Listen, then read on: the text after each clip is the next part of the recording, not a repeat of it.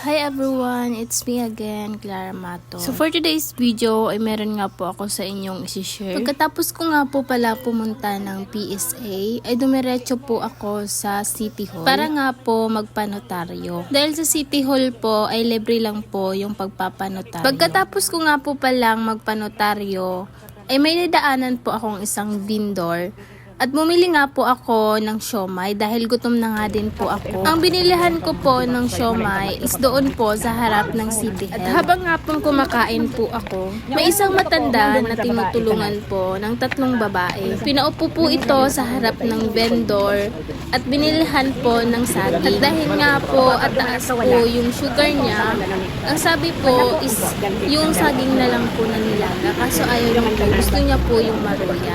Kaya ayun nga po, hindi na nga lang din po nila ito pinilit at binili na lang po kung ano po yung gusto ng matanda. At una, akala ko po talaga kasama niya yun. At ayun, hinayaan ko po dahil may kasama naman. Nga ilang minuto ay nagpaalam nga po yung tatlong babae na sabi daw po ay aalis na po sila dahil mayroon pa nga po silang trabaho. At pinakausapan po yung tendera ng vendor or binilhan ko po ng siomai na kung pwede, tulungan daw po na tumaas doon sa City Health dahil nakapila nga daw po ito. At yung papel niya ay iniwan niya nga po doon sa may pinipilahan po ng City Health. At doon ko nalaman na wala din po pala talagang kasama si nanay. Mabuti nga po at hindi pa po ako umalis noon. Hindi ko alam pero habang kumakain kasi yung matanda ay minamasdan ko po ito kasi natatakot po ako na baka mahulog siya sa inuupuan niya kasi yung isang mata niya din po is bulag na, hindi na po daw nakakakita. At saka mahina na din po siyang maglakad. At habang nga po palang kumakain yung matanda sa harap ng vendor or doon po sa binilihan ko nga po ng siomai, ay meron isang lalaki na kung aakalain mo po talaga parang tambay lang siya dahil sa mga kasuotan niya o itsura niya. Habang nandoon nga lang po ako nakatayo at kumakain ng siomai, ay bumili nga din po pala yung lalaki ng makakain niya po. Siguro may inaasikaso din siya. Pagkatapos ay binilhan niya ng 2 fudgy bar yung matanda dahil yun daw po yung malambot na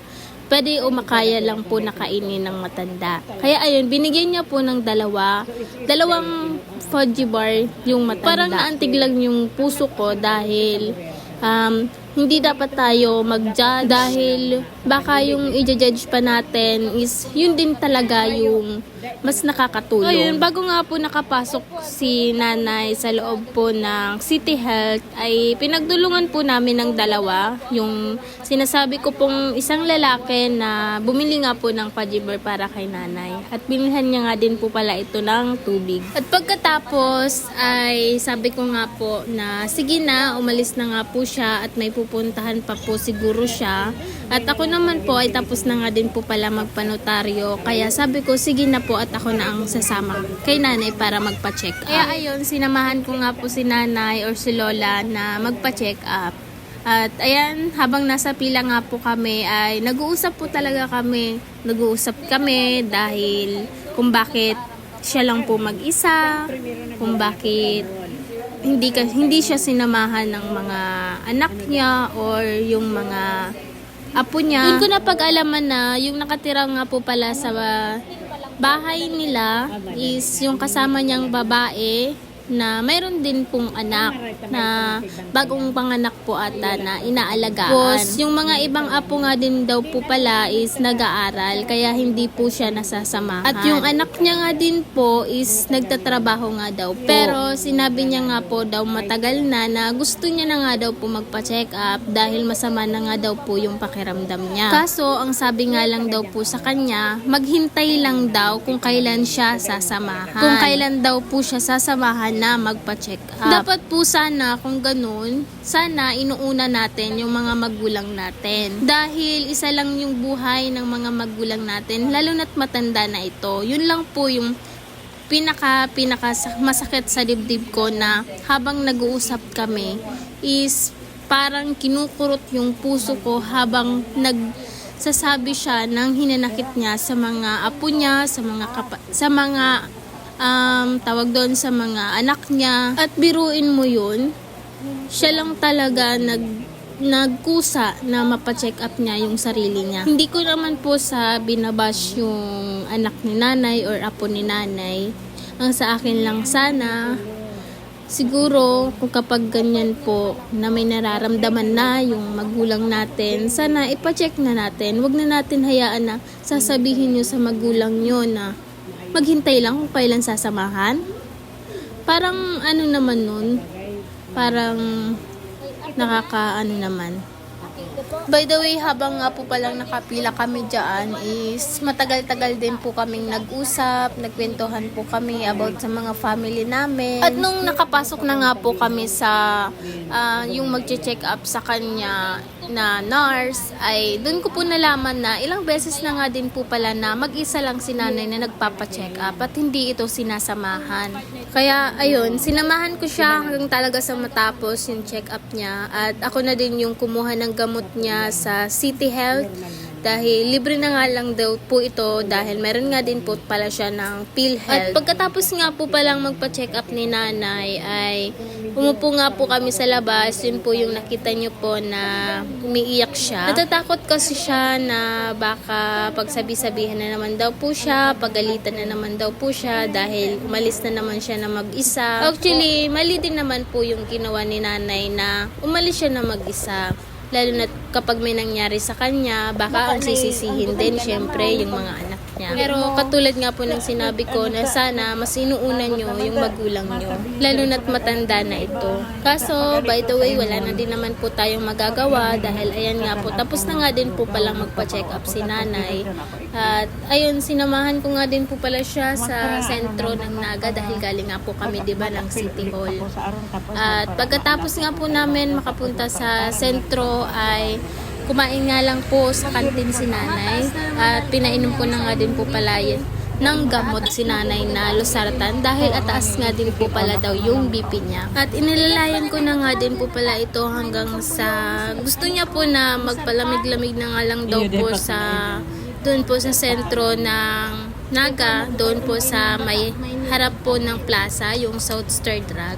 At doon po sabi niya na pwede ko na nga daw po siyang iwan dahil kaya niya man na. Pero parang ayaw ko na nga din po sana muna siyang iwan kasi gusto ko na makauwi po siya ng safe kasi ihahatid ko nga po sana siya. At ayun, nagpaalam na nga din po ako dahil gusto niya po na umalis na nga po ako at siya na nga lang daw po bahala. Pero sana po is nakauwi na nga po siya ng maayos at ayun, sana ligtas po siya, sana wag niya nang ulitin na lumabas na mag-isa. At hindi ko na nga din po pala siya nabigyan ng kaunting pera dahil nga po walang-wala din po talaga akong maitutulong.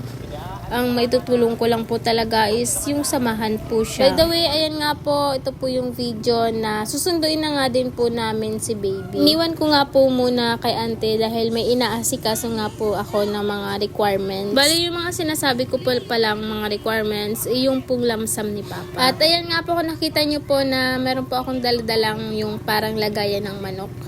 Pero ang laman po noon is yung aso. Dahil humingi po ako doon sa bahay nila. Kay partner ko ng aso na ibibigay ko nga po kay auntie. Dahil sa bahay po kasi dito sa bahay, bawal po muna dahil si baby po is gustong gusto niya yung aso at parang hinahag niya ito. Tapos nagagalit yung aso, baka makagat lang siya. Kaya wag na muna. Tapos, ayun nga po, nakarating na nga po pala kami sa amin at nag-rides po muna kami dahil malapit din naman po yung dagat. Kaya, ayan nga po, nagpunta kami ng dagat at naglakad-lakad. So, kung nakaabot ka nga po dito sa video ko na to is maraming salamat po. At sana kung hindi ka pa po nakasubscribe sa aking YouTube channel, please subscribe po and click the notification bell and no skip ads po. So ayun na nga lang po muna for today's video. Maraming salamat po sa inyong lahat. At sana patuloy niyo pa rin po akong suportahan. Bye-bye! Thank you for watching. Keep safe everyone!